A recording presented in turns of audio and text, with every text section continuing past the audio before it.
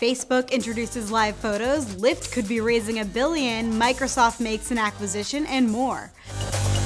It's Monday, December 21st, and this is Crunch Report. Good news for Ericsson. The Swedish telecommunications company will now be taking a cut of all of Apple's iPhone sales for the next 7 years. There was a patent dispute between Apple and Ericsson, and the companies say they have reached an agreement. But it's unclear exactly how much of the profits Ericsson will be taking. Apple was accused of violating 41 Ericsson patents, particularly related to iPhone and iPad LTE technologies.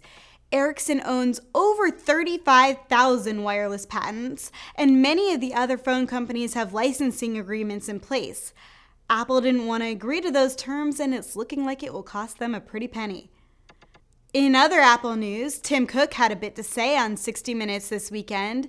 The CEO addressed concerns that the company is taking advantage of low-wage workers overseas. Cook insists that it wouldn't make sense to bring that $74 billion in revenue to the U.S. because of taxes. It would cost 40% to bring it home, Cook claimed, saying, quote, "I don't think that's a reasonable thing to do."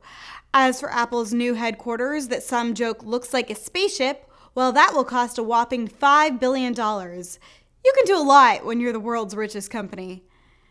And Uber competitor Lyft has filed to raise up to $1 billion in funding. Always be raising. It's unclear what the valuation will be, possibly close to $5 billion, but we're hearing that Credit Suisse is helping them manage the round.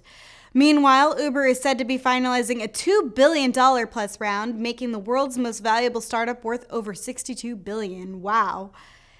And Microsoft has agreed to buy Talko, a mobile messaging startup founded by Microsoft's former chief software architect, Ray Ozzie.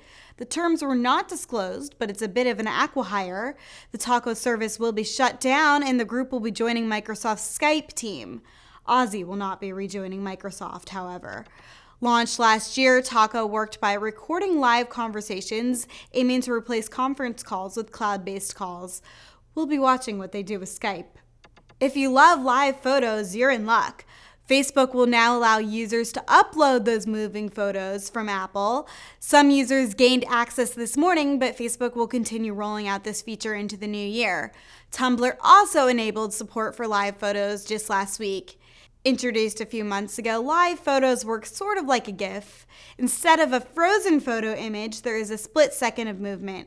That's the report for today. I'm Katie Roof in for Sarah Lane. Crunch Report airs every weekday at 7 p.m. Eastern, 4 p.m. Pacific on TechCrunch.com. You can also find us on iTunes and on YouTube. See you tomorrow.